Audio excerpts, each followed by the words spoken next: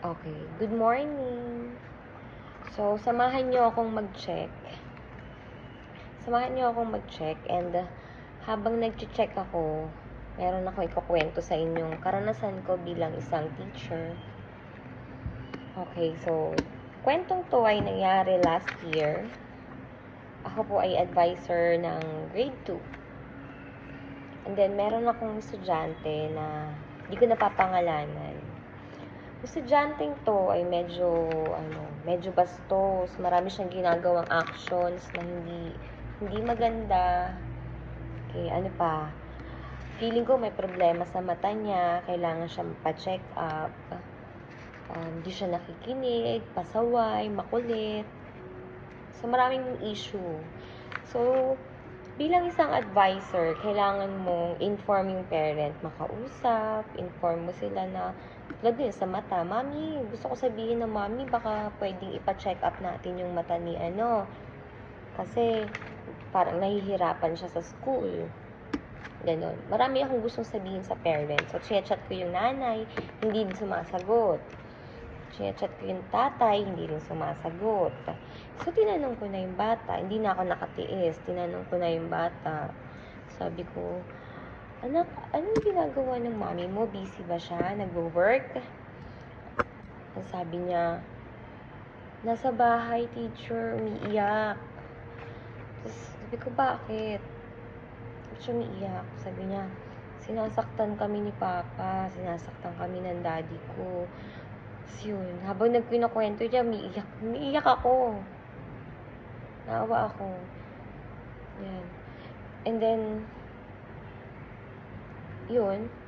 So, chinachat ko pa rin yung parents na sana makipag-cooperate pa rin sila kahit may problema na sila. Pero wala pa rin talaga.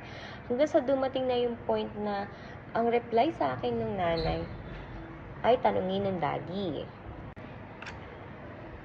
And then, ang reply naman sa akin ng daddy ay, ang i-chat ko ay yung, basta gano'n, nagtuturuan sila. Sabi ng tatay, i-chat mo yung nanay. Ang sabi ng nanay, i-chat mo yung tatay.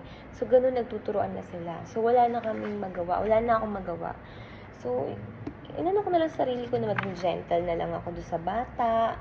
Habaan ko pa yung pasensya ko sa kanya. Gano'n na lang. And then, yun din yung sabi ko sa subject teachers na pagpasensyahan, habaan yung pasensya.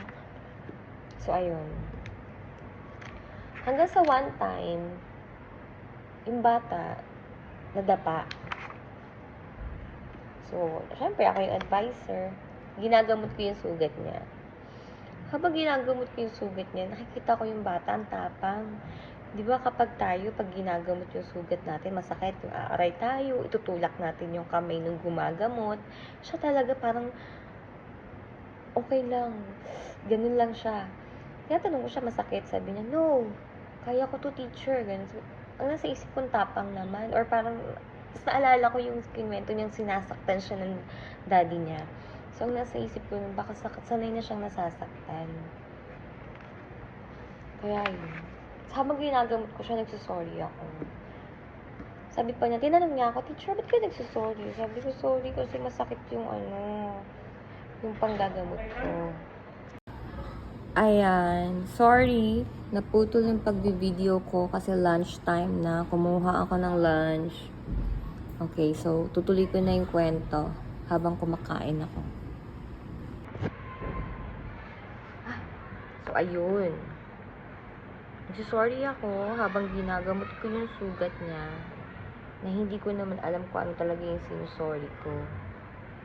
Yung panggagamot ko ba na masakit o yung mga pagiging harsh teacher ko sa kanya kasi hindi ko naiintindihan yung sitwasyon niya.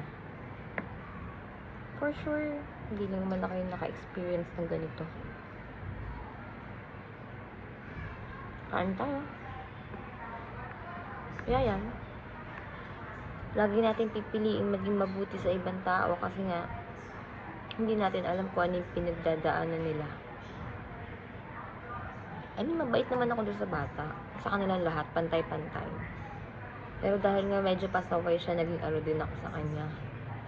Madalas ko siya nang tatawag. Mga ganun. pag natatawag ko siya, medyo mataas ang boses ko or malakas. Kung mapanood mo man to na in the future, sorry. Hindi sinasadya ni teacher. Yun lang. Kain na muna ako. Bye-bye.